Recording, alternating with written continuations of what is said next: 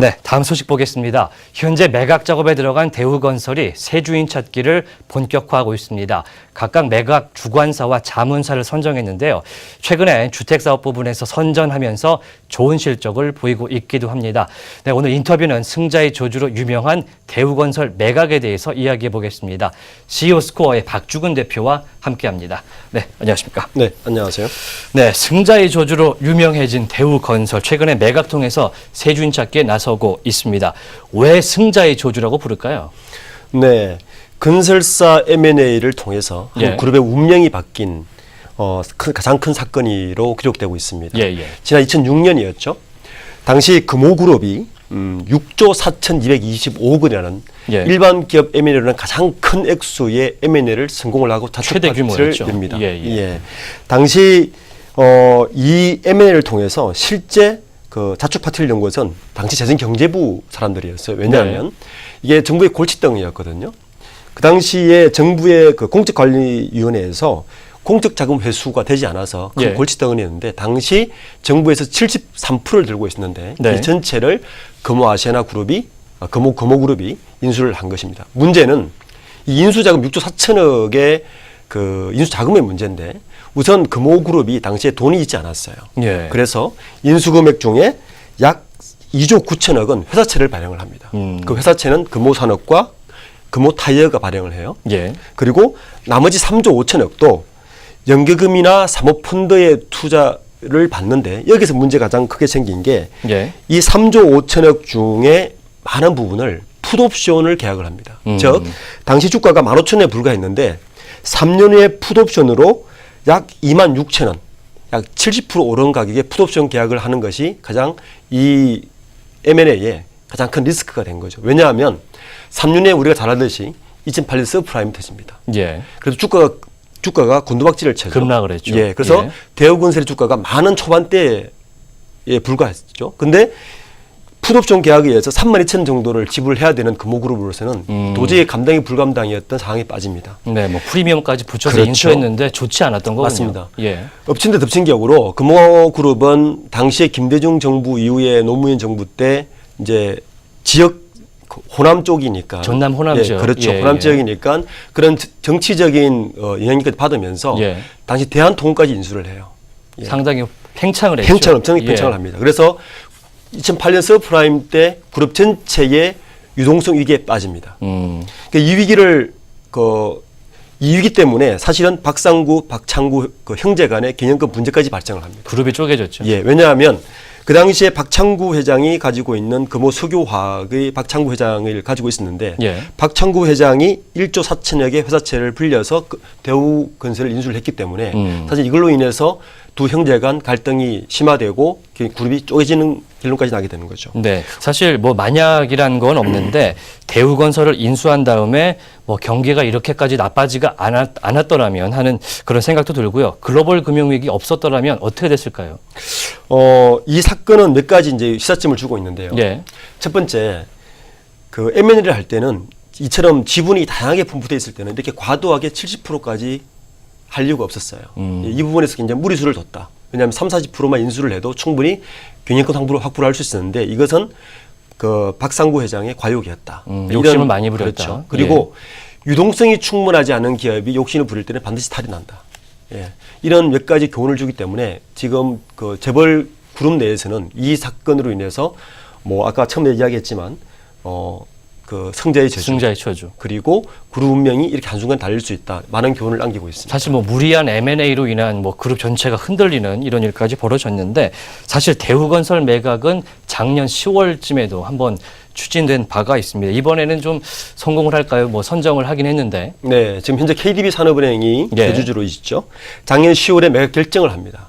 근데 원래 매각 결정을 할 때 작년 10월 달에 2017년 초에 매각을 하겠다고 발표를 했는데 이게 쉽지 않았어요. 그래서 지난달에 다시 재매각 결정을 하겠다. 그리고 8월 달에 매각 주관사를 설정을 하고 이렇게 이제 진행되고 있는데 지금 국내 상황이 예치가 않습니다. 그 이유는 두 가지인데요. 그래서 해외 자금까지 현재 보고 있는데 대우건설은 리스크가 두 가지가 있습니다. 그러니까 첫 번째 리스크는 해외 플랜트의 원가 경쟁력이 업계 내에서 두 번째로 높습니다. 좋지가 않아요. 또 하나는 현재 그 부동산 시장이 밀어내기 형식으로 되어 있기 때문에 2018년 이후에 미분양에 대한 리스크가 있습니다. 그렇죠. 예, 그리고 정부에서 현재 굉장히 압박적인 정책을 펴고 있기 때문에 예. 주택 시장도 쉽지 않다. 이 두 가지 이유 때문에 KDB 산업은행에서도 현재 그 대우건설의 매각 주관사 설정을 할 때 해외 기업까지 현재 검토를 하고 있는 것으로 알려져 있습니다. 네, 그렇군요. 사실 현재 기업을 매각하는 것에 관련해서 이슈의 중심이 서 있는 기업이 또 한 곳이 있는데 바로 이 더블스타, 중국의 더블스타에 매각될 위기에 있는 역시 금호 타이어의 얘기입니다. 이건 어떤 얘기일까요? 네, 역시 또 금호그룹이죠. 예. 지난 28일이었습니다. 산업은행에서 금호의 박상구 회장이 계속 끝까지 합의해주지 않았던 부분이 있었어요. 예. 이미 매각은 결정을 했었고 예. 매각은 금호에 줄 수 없다. 더블스타의 매각을 결정을 했었고 예. 다만 한 가지 금호라는 브랜드를 쓸 때 상표권의 브랜드 문제. 차지를 달라. 예. 상표권 수익을 달라. 그것을 28일 날 매출액의 0.5%로 합의를 봤습니다. 그래서 이제는 그 결론이 난 상태인데 이 매각으로 인해서 사실은 우리 업계 내에서는 고민이 큽니다. 왜냐하면 현재 그 세계 타이어계가 중국 중심으로 재편을 해가고 있어요. 예. 전 세계 타이어의 순위 20위 내에서 중국이 이미 4개를 차지했습니다. 네. 가장 최근에 하나 예를 들면 중국의 캠차이나라는 하는 그 타이어사가 있었어요. 예. 이 회사가 이탈리아의 피렐레라는 회사를 인수를 합니다. 예, 이 유명하죠. 피렐레는 예. 유명합니다. 왜냐하면 F1 자동차의 타이어를 공식 공급하는 후원사였죠. 후원사였고 예. F1의 타이어를 후원한다는 것은 타이어의 최고의 실력을 갖고 있다는 것이죠. 그렇죠. 타이어는 항공 타이어와 F1 타이어 들어가면 기술력에 정점이 있다고 봐야 되거든요. 예. 그런데 캠찬에 이어서 실제 더블스타도 중국 국영기업이에요. 국영기업이 이번에 금호타워를 인수할 경우에는 중국 내 타이어 판매 졸지에 1위로 올라갑니다. 현재 더블스타는 중국 내 11위의 판매량을 가지고 있는 11위 기업이었는데 예. 금호타이어를 인수함으로 해서 11위로 올라가고 글로벌 순위도 34위에서 11위로 껑충 뜁니다. 더블스타보다 지금 금호 타이어가 훨씬 덩치가 큰 거죠. 훨씬 크죠. 예. 이렇게 하는 이유는 중국 정부에서 굉장히 전략적으로 움직이는 부분이 있어요. 예. 현재 반도체 굴기뿐만 아니라 자동차 굴기도 꿈꾸고 있는 중국 입장에서는 예. 타이어 분야를 현재 손에 헤게모니를 가지고 가지는 못하고 있어요. 예. 그래서 이 부분에 있어서 정부 차원에서 전략적 M&A를 통해서 뒤처진 기술력을 빠르게 회복하는 이런 차원에서 현재 피렐레라든지 금호 타이어 인수에 적극적인 행보를 보이고 있습니다. 네, 무슨 구성원들의 반발도 굉장히 거셌는데 일단은 28일 날 나온 얘기들이 있기 때문에 좀 지켜봐야 되겠고요. 이렇게 해외 기업에 우리나라 기업을 매각할 때 좀 문제가 되는 것들이 뭐가 있을까요? 네, 크게 두 가지가 있습니다. 첫 번째는 금호타이어 한번 예를 들면 금호타이어는 1960년에 시작을 했습니다. 네.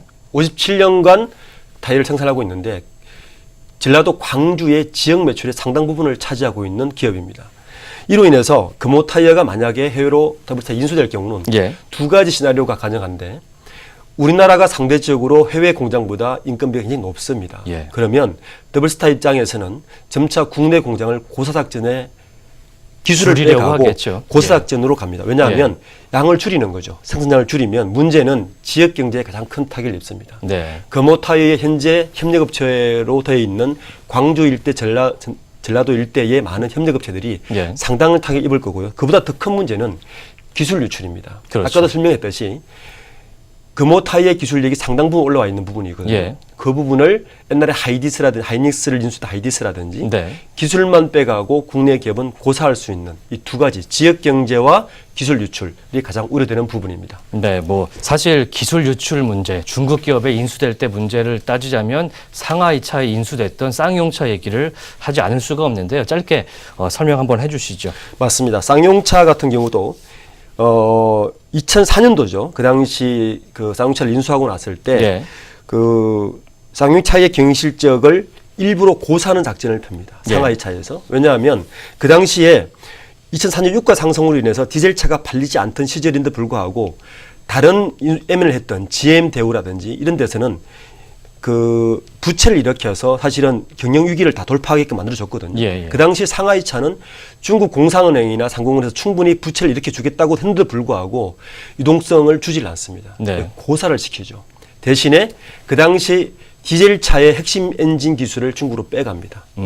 그 당시 기술력 규모로는 4, 5천억 이라고 예상하는데 예. 그 기술력을 빼가고 최근에 마지막에 2006년 8월에 기자회견을 통해서 상하이차 기술 이전 등의 명목으로 가이런의 핵심을 도면을 빼돌렸다는 유출 의혹을 제기를 했는데도 불구하고 예. 이 부분에 법정 관리를 승인하면서도 상하차는 마지막으로는 기술만 빼가고 상하차는 고사에서 법정 관리에 들어가는 이런 우리가 교훈을 알 수가 있습니다. 네, 그래서 현재 쌍용차 같은 경우에는 인도 회사가 주인이 됐죠. 그렇습니다. 이 아쉬운 부분이 아닐 수가 없는 것 같습니다.